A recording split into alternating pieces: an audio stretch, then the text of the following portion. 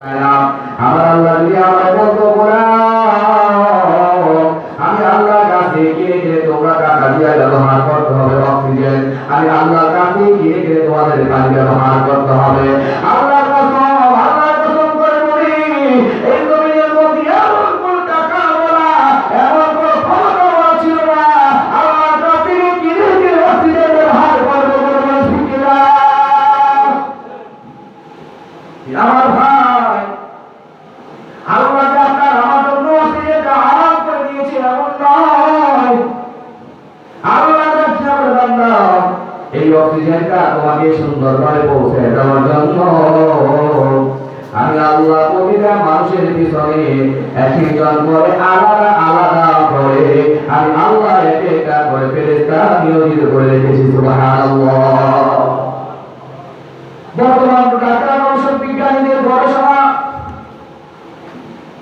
বর্তমান বিজ্ঞানে বলে আপনি আমি প্রতিদিন যখন অক্সিজেন নিয়ে থাকি, এই শ্বাসটা নেওয়ার সময় আপনি আমি পিওর একটা অক্সিজেন ব্যবহার করি, কিন্তু শ্বাসটা নেওয়ার পর সেকেন্ডের মধ্যে যখন আবার এই অক্সিজেনটা আমরা ছাড়ি, প্রশ্বাস যেটা ছাড়ি আমরা, আপনার আমার ভিতরে অক্সিজেনটা ঢুকে পিওর হয়ে আবার আপনার আমার ভিতরে অক্সিজেনটা যখন বের হয় আপনার আমার প্রশ্বাসটা হচ্ছে বিষাক্ত, আর ওই বিষাক্ত অক্সিজেনটাকে সেকেন্ডের মধ্যে ফিল্টারিং করে পরিচ্ছন্ন করে আপনার আমার নাকের সাথে ফেরেশতাদের মাধ্যমে যিনি তুলে ধরেন তিনি আর কেউ নয় তিনি আপনার আমার আল্লাহ। সুবহানাল্লাহ।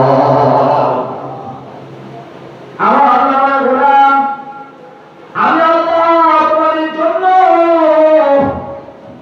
প্রতিটা মানুষের পিছনে পিছনে আগে তারপর আলাদা ফেরেশতাদের যদি রাখলাম, কিন্তু হ্যাঁ আপনি আমি যখন গুনাহ কাজ করি, আপনি আমি যখন সুদের দিকে দৌড়াই, গুনার দিকে দৌড়াই, আপনি আমি যখন জিনার দিকে দৌড়াই, অক্সিজেনের ফেরেশতারা ডাকবে আল্লাহ আপনি বান্দাকে তো বানাইছেন নামাজ পড়ার জন্য, বান্দাকে বানাইছেন ইবাদত করার জন্য, বান্দাকে বানাইছেন কোরআন তেলাওয়াত করার জন্য, বান্দা নামাজ পড়ে না, কোরআন তেলাওয়াত করে না, বান্দা সুদের দিকে দৌড়ায়, ঘুষের দিকে দৌড়ায়। ও দয়ার মালিক আল্লাহ, আপনার বান্দা যখন গুনাহ করতে যায়, ওই গুনাহ করা অবস্থায় আপনি যদি অনুমতি দেন আপনার বান্দার অক্সিজেনটা আমরা বন্ধ করে দিতে চাই, গুনাহ করা অবস্থায় আপনার বান্দাকে অক্সিজেন সরবরাহ করব না।